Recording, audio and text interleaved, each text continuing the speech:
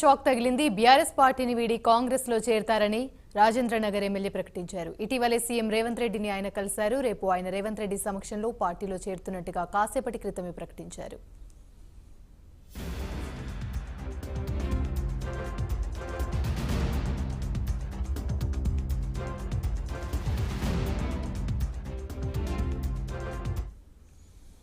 రైట్గా ఇదే అంశానికి సంబంధించి మరిన్ని వివరాలు మా ప్రతినిధి చందు అందిస్తారు. చందు, చెప్పండి.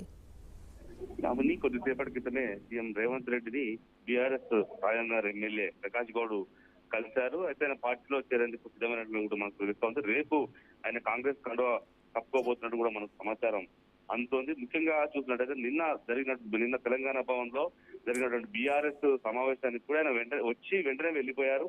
నిన్న సమావేశంలో మాత్రం ఆయన నేరుగా వెంటనే వెళ్ళిపోయారు.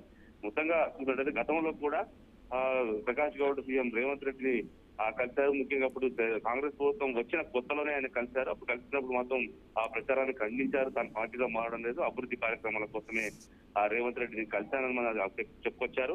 అయితే గత కొంతకాలంగా చూసినట్టయితే కొంత రాజేంద్ర ఎమ్మెల్యే ప్రకాష్ గౌడ్ వైఖరి చూస్తే మాత్రం ఖచ్చితంగా ఆయన కాంగ్రెస్ పుచ్చుకోబోతున్నట్టే మనకు స్పష్టంగా అర్థమవుతుంది. ఎందుకంటే గతంలో తెలుగుదేశం పార్టీలో అటు రేవంత్ రెడ్డి ప్రకాష్ గౌడ్ కలిసి పనిచేశారు. చాలా సంవత్సరాల పాటు వాళ్ళ ఇద్దరి మధ్య స్నేహ సంబంధాలు ఉన్నాయి.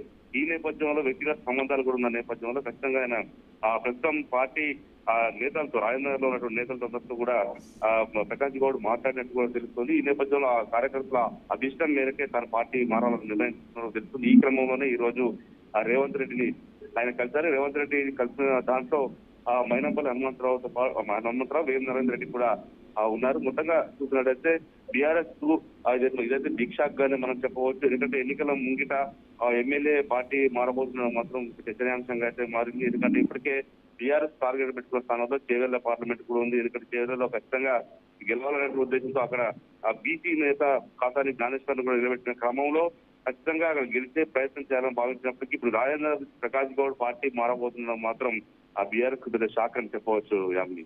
Right, thank you Chandu.